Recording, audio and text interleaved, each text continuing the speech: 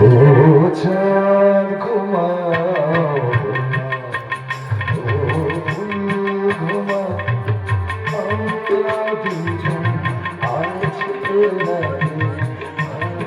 শুধু তুমি। ও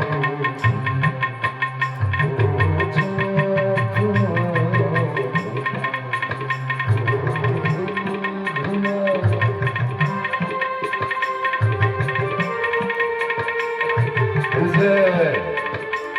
গুরুদেব দিয়েছে, অক্ষরে অক্ষরে দিয়েছে আপনার কথা।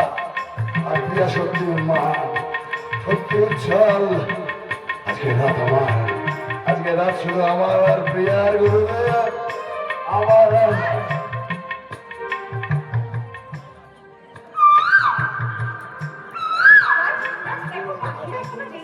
জাগবে না, আর জাগবে না প্রিয়া।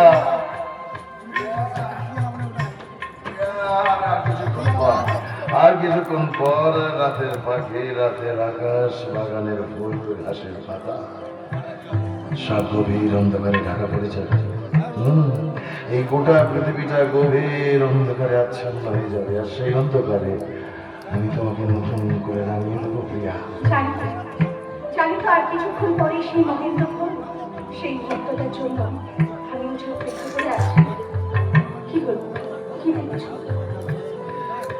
চুলকার কবেকার অন্ধকার বেরিসার নিশা, মুক্তার শ্রাবস্তির কারুকার্য, অতি দূর সমুদ্রের পর হাল ভেঙে যে নাবিক হারায়েছে দিশা, সবুজ ঘাসের দেশ যখন সে চোখে দেখে, আরো ছিনে দ্বীপের ভিতর তেমনি দেখেছে তারে অন্ধকারে।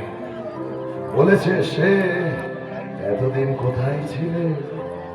পাখির নীরের মতো চোখ তুলে নাটোরের বনলতা সেন, নাটোরের বনলতা সেন, নাটোরের বনলতা।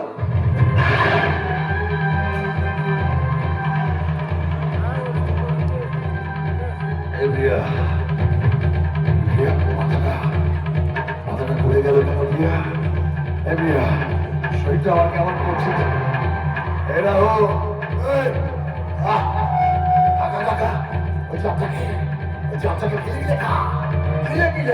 গুরুদেব বলেছে আজকে না প্রিয়া, প্রিয়া শরীরটা কেমন করছে? তুমি দূরে গেল।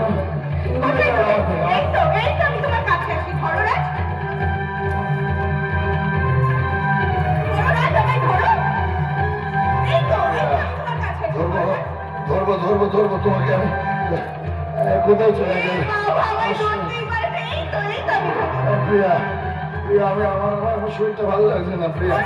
আমার প্রিয়া জানো, জানো প্রিয়া জানো, এই দেখো, এই দেখো, এই দেখো, আজকে আজকে রাতে এই ছুরিটা দিয়ে নিজের আঙুলটাকে কেটে সেই রক্ত দিয়ে তোমার স্মৃতিটা। প্রিয়া, এই প্রিয়া, প্রিয়া, এই প্রিয়া, প্রিয়া, এই প্রিয়া,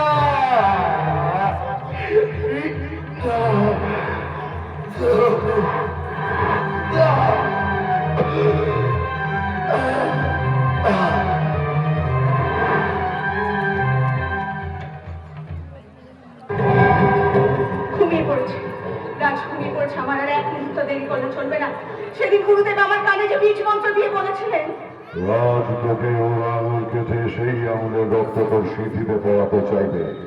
তার আগে আমার দেয়া জড়িবুটি তুই পানীয় মিশিয়ে রাজকে পান করিয়ে দিবি।